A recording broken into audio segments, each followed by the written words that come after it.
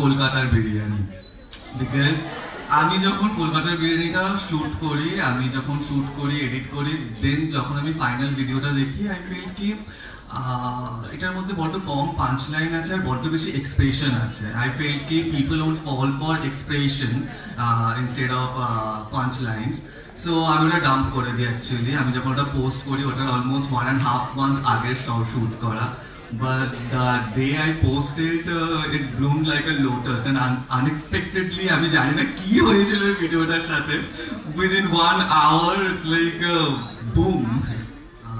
আমি অ্যাকচুয়ালি আমার সবকটা জিনিসই আমার মনে হয় যে এটা কাজ করবে না, ওটা কাজ করবে না, সেটা কাজ করবে না, বাট আই এম গ্রেটফুল যে লোকজন এত ভালোবাসা দেয় আমাকে। আমি কিছু আপলোড করি আর লোকজন সেটাকে এত আপন করে নিয়ে নেয়। সো এখানে আমার কিছু নেই অ্যাকচুয়ালি, এখানে ইটস অল অ্যাবাউট ইউ।